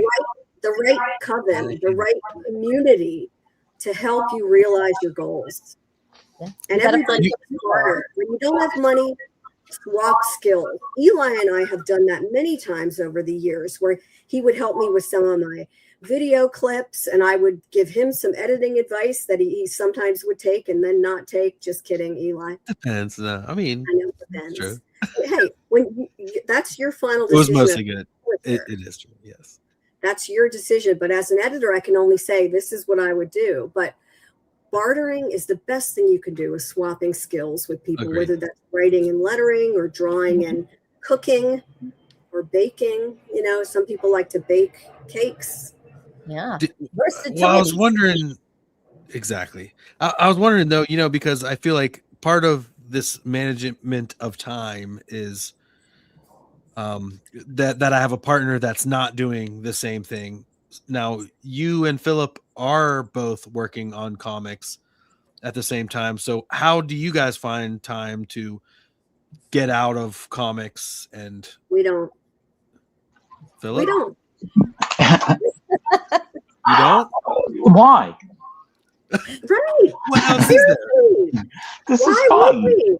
This Yeah. is all we love to do. And that's what we've been doing since we got engaged Yeah. a long time ago. Yeah, I guess because like for me, part of getting out of it is because Tanisha doesn't do it. So I want to spend the time with her not doing this thing. But you guys both do it. So spending the time together is doing it. Well, and I got my also, girlfriend to make comics. That's how you're supposed to do it. You're supposed to shit. get them like. right? How did I'm you actually. How did I'm you drawing do that? my How did you girlfriend. convince her? Well, she just came up with a really cool idea, and I just continued to encourage it. And then Well, there you go. and I'm actually drawing a little book where it's a little how to make a corpse flower thing right now. That's what I'm working on at Excellent. the moment. So Well, just that's how it's get done. them. How about Ro? What's your situation? Does your partner or mate also work in comics? No, he works in language localization. So he started out doing some interpreting for like companies that hired foreigners in Japan. So he speaks Brazilian, Portuguese, Spanish, English, and Japanese all in a native level. And Wow. so, yeah, so he would do that for companies like Toyota when he was like a teenager. And then when he moved to the States, he started working for Nintendo Treehouse. The majority of the 10 years that he was working at Nintendo was at Nintendo Treehouse, and that's where they localized the games and stuff. And then now he does it for Apple TV. But like I find though, at this stage of my career, he's been very hands off. And now I feel like he's guiding me, that we can relate to each other on a lot of stuff, since he's more into like project management and things. And then that's very much comics, right? You're just, whether it's by yourself or you're working with other people, you're just like managing these projects and making sure that things are on schedule and stuff. I find that we're relating more nowadays, now that I'm just not only working on my own stuff. And I think he didn't quite understand that about comics until now. But also too, we have 2 kids and they're getting a little bit older now. One's in junior high, one's in high school. And I think as the older they get, it kind of gives us more space for each other rather than just for the kids. So I do make sure that because he's much busier than I am. So I do make sure that if he is not doing anything, I know he would rather be watching something with me or sitting and talking to me. So I try to be cognizant of like if he's doing that. And I actually learned how to do that from him because he started doing that a lot more recently. So I appreciate that about him. Yeah. Interesting. Excellent. Yeah, good to hear. We are the antithesis of that at Casa Bond. It's comics 24/7, but we are too old to change. And like Philip said, why? Yeah. Like, Yeah. Why But maybe divide sometimes- ourselves? Yeah, to like Deanna and Eli's point, like Right, sometimes right. too much is too much, right? So this morning I woke up with anxiety, like thinking, oh my gosh, like there's these comics and projects that I just dreamed up, and then I woke up thinking, oh my god, that was 2 days overdue, and then I realized, that all of those projects don't exist, and it took me about 40 minutes to just kind of gather my reality. So yeah, that might be that's that burnout kicking in though, Ro. You're having those anxiety and that's how I sometimes know that I may need a break, is if I'm having a lot of like, I had a Heroes Con anxiety dream a few days ago, and the whole team was in it, and I'm like, I think I might need a break. So that's what does it for me. It's a little bit of anxiety dreams. They're needed. I had to take a break, kind of like, dude. I mean, I feel like after Baltimore and New York Comic Con last year, I fried out until, but maybe like 3 weeks ago. I don't know. I think I've had such a change of pace in my life too. Sometimes you just need that to feel refreshed. And I think the recent change in my life was like really what I needed, because now I'm playing music again, and I'm getting like I'm working to brag kind of, but I'm working with Chris #2 from Anti-Flag on some stuff with I'm getting lessons from him right now. And we're working on like some Teenage Babylon songs that'll be part of the Kickstarter campaign when we launch that book too, which will be exciting. But yeah, it's finding other avenues to kind of put passions into as well. That might also just be a nice way. Also, I mean, that's why I go to that's the only reason why I work out, is that it shuts off my brain for a whole hour. Yeah. And that's all I could think about are my movements and just trying to stay alive. And then I can come back to all this, It's good practice for people who sit all day, for sure. Yeah. Because that is a problem for everybody at a desk job, which is mostly everybody these days. Yeah, that's why I put on a podcast and go for a walk, no matter what it is. It's worth it to get out there, turn your brain off. Yep. Yes. It's interesting that we came here to talk about work and how to hustle, and yet what we settled upon is how do we take a break? How do we get away from it? Because when we make our lives this nonstop work, we're not working a 9 to 5. We're working a 9 to 9. It's I can only imagine. It's a way of life. It's a way of life, though. I still feel like this is amazing. I look back at the years where I was commuting half my life away. And believe me, on those train rides, I was reading scripts and I was editing. And, once in a while, I'd be reading a music magazine, but not often. I was working 24/7 anyway. Yeah. And now I'm doing it for me and for Philip, for our company. And it's really gratifying. But I'm so thrilled that we had a chance just to kind of connect and check in, because it's been a while since Eli, we haven't done one of these in a long time. I hope we can make it a more regular thing in the coming months. And I'm excited about the other Kickstarters. Brandon, I'm excited about yours coming up. Yeah, I'll shoot you an email about it. In fact, I might have. We'll talk off air. Maybe I can get you to do something. Yeah, connections being made. Yes, excellent. And Philip, how are you doing over there? I see you're just powering through those inks. You might be. I know. I've nearly finished a page for you. Can't believe it. Ooh. That's amazing. Nice. One more page to go. I hear you're missing one story. Yeah, I still can't figure out who owes me one story. I got to look through the books again. There's so many stories. No, you know what? I gotta be honest. There are two stories not in, and one is Philip's, but one is another story. But the book is in such good shape. I'm honestly would never be able to flip through it like this confidently to say it's really almost at the printer, and it's in design right now. And I'll tell you, having a ball. In design. It's in design, and I'm having a ball. Yeah, okay, gotcha. So Philip, I know you're working on this, but are you also working on more Geezer stuff? On Geezer, yes. I already started on number 4 before Shelly Shelly didn't rope me into this. I wanted to do this story, so I can't really blame her. So yeah, as soon as this is done, it's like straight back into Geezer. This is sort of this is kind of a gaining momentum. So I mean, this is only 4 pages. I'm almost done with it. I've got we were talking about ways to relax, 4 or 5 panels. Yeah. Yeah. Your way to relax is just a different book, different story. Oh, I don't know. Right now I'm enjoying inking. I really sort of took, the past couple of months we were working on Shelley's 100 FAQ. So that was like a whole bunch of single illustrations. So that was a lot of fun, and I did them all completely on paper. And then this is the first sort of sequential thing I've done in a while. So as soon as this is done, it's like, I really want to get back on Giza because I'm just enjoying drawing. Right now. And is Giza your main thing right now, or is there? It is until it's done. There are 2 more issues to go. We've got 5 issues altogether, and so that'll be like probably altogether about 5 years' work. Not that it's going to look like that. It's going to look like a normal artist might have done this in 2 years. Nah, come on, man, it's amazing. Yeah.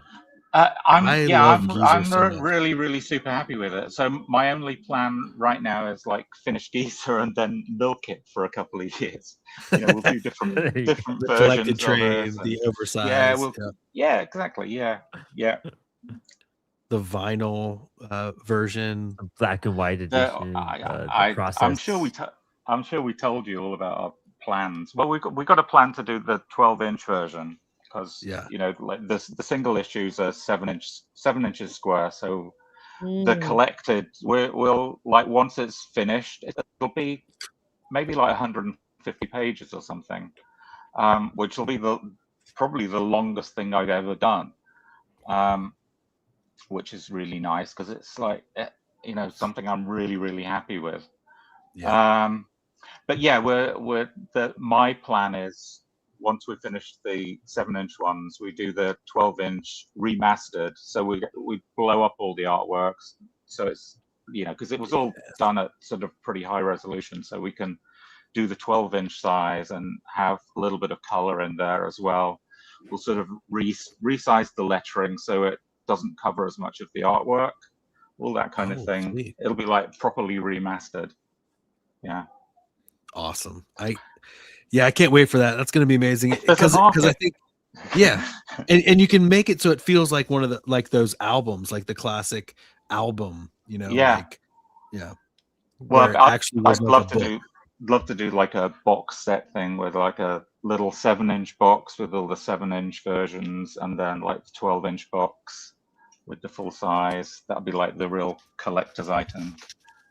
Is there any plans for like actual music, like Will making music as Giza? We've talked about it a few times. Yeah, it could happen.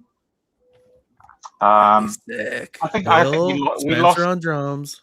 Yeah, we've lost a little momentum with sort of every time I get to the end of an issue of Giza, I sort of end up doing like a couple of little jobs just to sort of change things up, and that ends up being like 6 months instead of just a couple of weeks. So I'm hoping to sort of just get through the next 2 issues at a bit of a quicker pace, and yeah, I think once we've got like the whole thing together, we've got a product that maybe we can do something around it, and do some music and things like that.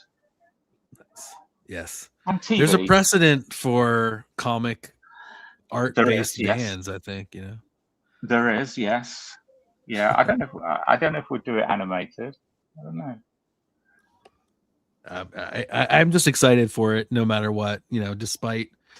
I'm excited just to get the last 2 issues done, just for the fun of doing them.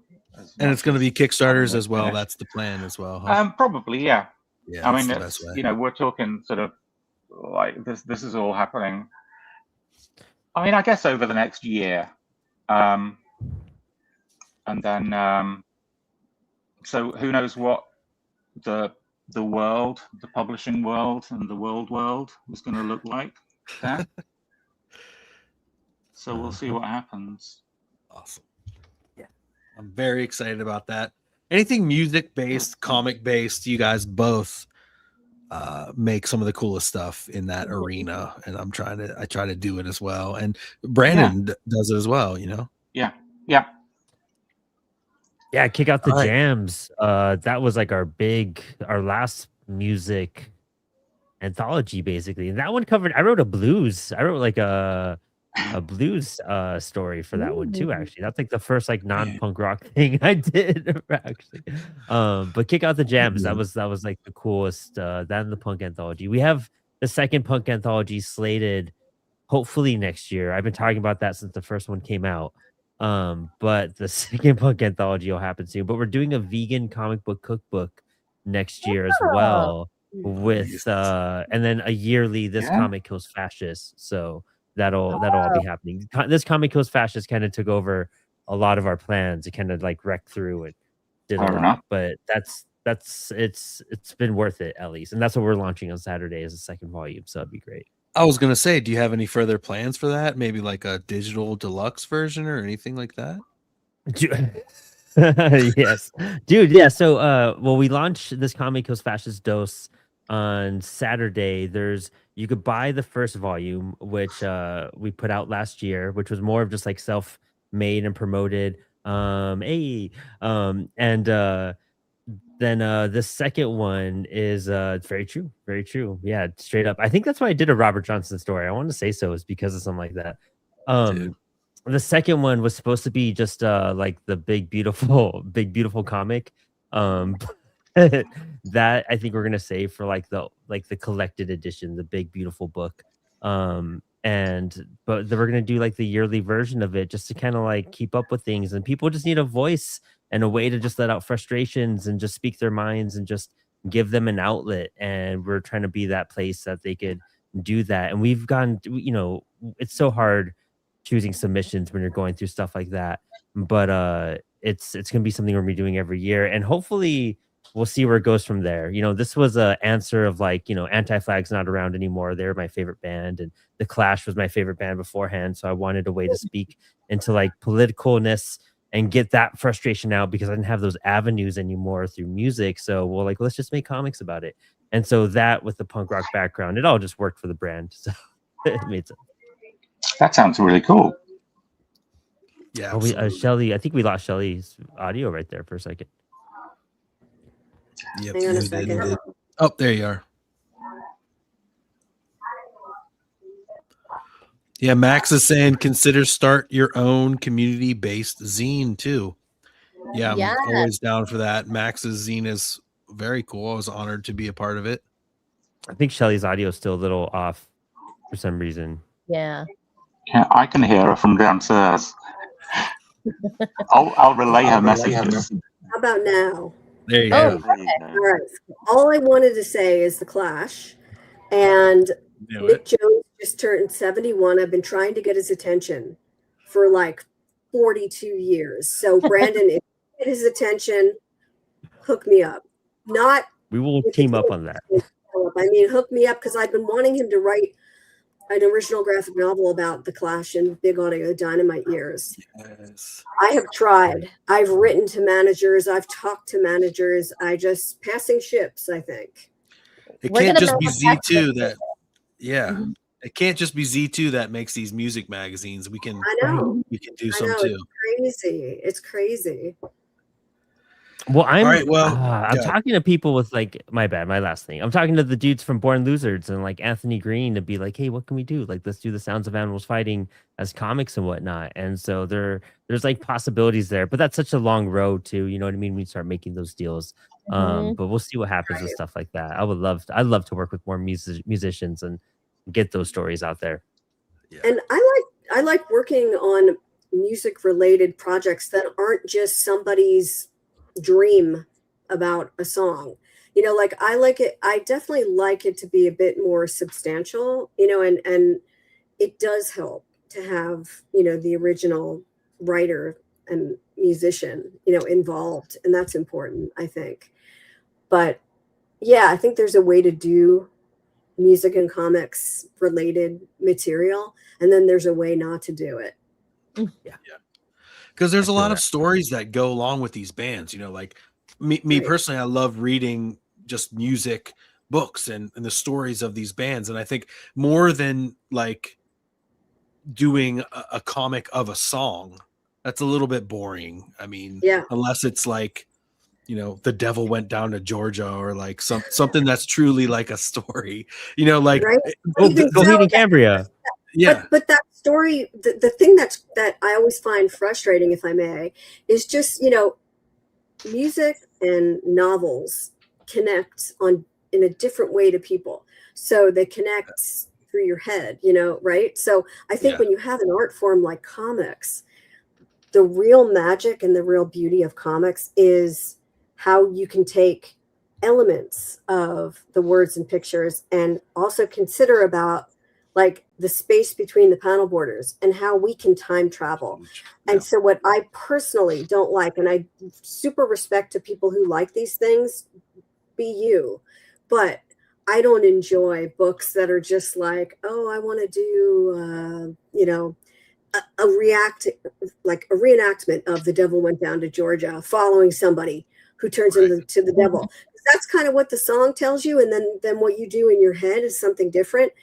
I prefer Cheap Trick doing a Budokan, you know, taking us back to Budokan. Yeah. What it was really like backstage when they walked out. It must have been like Beatlemania for them to walk on stage with the audience just crying, you know, because they were so overjoyed to see an American band. Yes. Like I'm looking for the stories that happened rather Right. than somebody's interpretation of the lyrics. Is I guess what I'm trying to say. Because we all have our own. We all have our own interpretation of the lyrics, and that's fine. And those are yours. But if I'm going to comic about it, I want to challenge somebody to bring something else on the page and to think about the things we do in comics when we work towards the page turn, when we take the space that we have and decide what to say, what to show, and what to leave out. That to me is the magic of comics.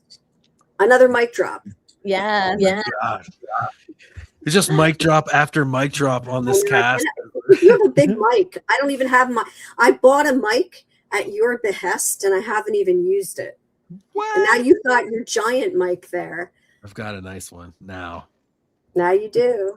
Well, we've got about 10 or 12 minutes left. I think we should use this time to maybe get back into the Plugsville, if we can call it that, to go around the horn here and make sure everyone has a moment to kind of talk about what they've got coming up, what's going on. So, Shelly, why don't you lead us off? We'll get back into this Kickstarter here for a second. Are you sure? Why don't we end with me? Because I've done so much of the end talking. with you. All right. Let's go back up to Ro.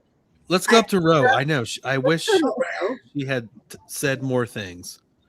Ro, do you have any questions, comments, any directed questions towards any of the members of the panel here? Complaints? Complaints? No. Are valid. Bring them. Yeah. Gosh. Just comments? Okay. Yeah. No. One of the things that I wanted to talk about, or I was hoping that we could talk about, and we didn't get a chance, and that's fine. We talked about a lot of great stuff. We'll go over. It's fine. Is a lot of the current Eisner Awards and stuff, the nominees and everything. I think that a lot of the nominees had said some pretty controversial things that kind of like are kind of antagonistic towards other nominees before the nominees came out. So I was thinking a lot about that if maybe we started talking about the Eisner nominees, that we could talk about that. But it was mostly about like, you know, the kind of the globalization of comics and what people consider this kind of comic or that kind of comic. And just kind of, you know, with globalization, there's not much gatekeeping anymore, you know, like there's nothing really stopping someone from making a certain type of comic. You know, people could tell you not to, but what are they going to do about it? You know, you could make a comic with anything nowadays, you know, so it's even if you don't have like the computer, the program, you still have like a pen or paper or pencil, anything.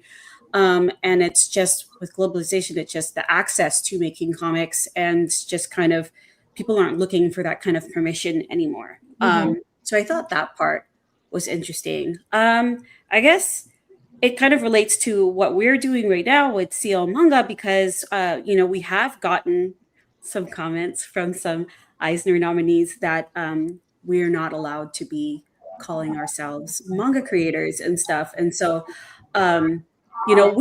everyone in CL Manga is in good spirits. Like, no one agrees with that.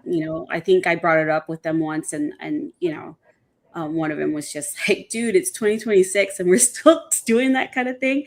So I'm really excited and humbled by everyone in CL Manga.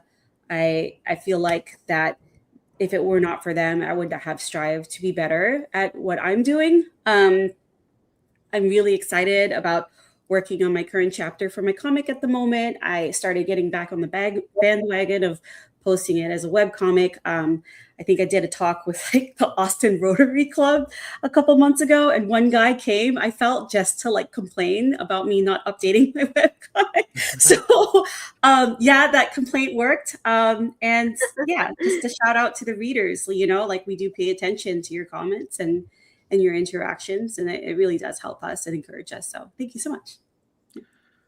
Wow, what a whirlwind, Ro. You're holding that in the whole time.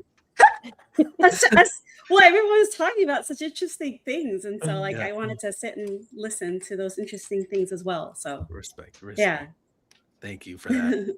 Yes, CL Manga is going huge. The big truck delivery is tomorrow now, and so our next couple mangas are going to be rolling out on the website soon, and in comic shops later, and then in your local bookstore a little bit later than that. So distribution is upon us for that. Excited. Deanna, any plugs for you at the end here? Oh my gosh. Well, that's a great question. Yeah, I am just finishing my graphic novel right now. I'm just going and fixing some lettering, and then putting the book, doing the design and everything. So hopefully y'all will see my book Brain Matter out in the near future. We're still seeing where it's gonna go, but are you pitching to any publishers or anything? I am pitching to some publishers, ours included. Interesting. And I know we do have a portal for the pitches, just for anyone else who's out there listening. So I figured I would take that opportunity. Send it in? I'm gonna send it in. Another plug would be to support the Boston Comic Arts Foundation if you can. We really are looking for the support of our comics community to be able to bring programming to the kids and the folks in our area. And if you go to the BCAF website and sign up for our newsletters, there are amazing ways you can help support us. So that's another plug that is very important to me. A quick plug for Ro and Deanna and myself, I guess. We're going to be at IC3 Jacksonville, where we will be doing portfolio reviews. So you can hit us up, the link in bio, on our Instagram, on the Cosmic Lion Productions Instagram. Lincoln Lawyer, Lincoln Bio, Lincoln Logs, all of those things. And when is the date of that show? Amazing question. It's 2 weeks from now. I believe that is July 11th. July 11th. Oh, Philip's birthday. Happy birthday, Philip. Oh, he'll be too busy thinking. Oh no, we hope you're getting. No, he won't be. Is that a good birthday or a bad birthday? It's a ridiculously bad birthday. Terribly bad. No. But he's going to get his favorite British delicacy cake made for him by his favorite wife. Yay! I've been practicing. I made Victoria sponge. I've been practicing. Apparently, that's my favorite. Or a Battenberg. You'd rather have a New York cheesecake. Maybe a Battenberg.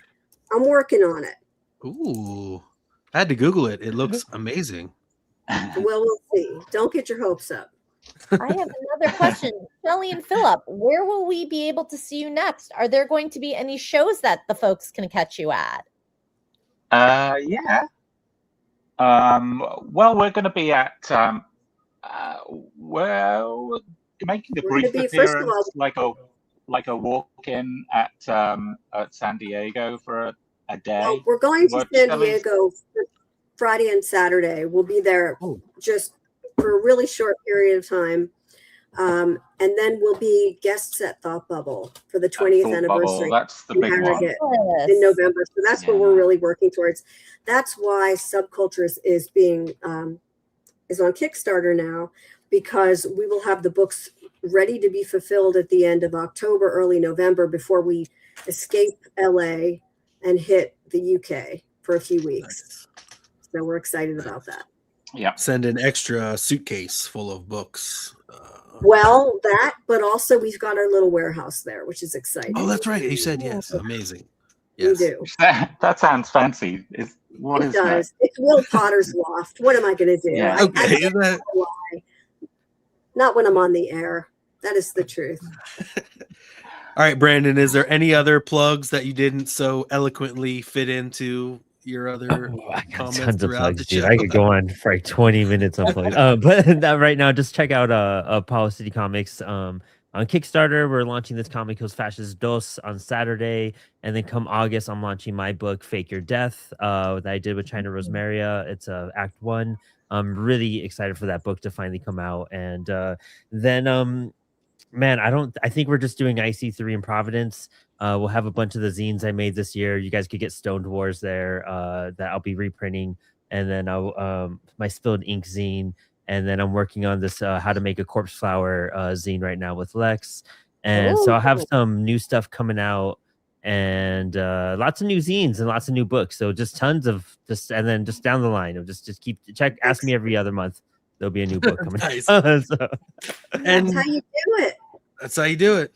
What about like with Kickstarter? Is for people who are launching new Kickstarters, should they reach out to you? Should they reach out via Kickstarter? How do we activate you in your new position? So what I do and the way stuff is, I'm so new still too, like getting my boots in the ground and whatnot. Shelly's like one of like 10 people I've helped out so far, luckily. But it's one of those things where I'm getting assigned certain clients right now. So, ask me questions. Definitely shoot me a message or something. I'm terrible at replying on social media, but if you ask, I will eventually get to it and answer your question, hopefully in a timely manner. But as I get more adjusted, I'll definitely let you know. But by all means, hit me up, shoot me an email. I won't not answer, especially if you message my work email. But I'm always here to help creators. I'm always here to help our comic book community. That's why I've always been about this, and that's why I kind of got this gig in general, was to help our indie creators find success on the platform. And I'm always up to give you guys advice, some solutions, some feedback. And the biggest thing too, like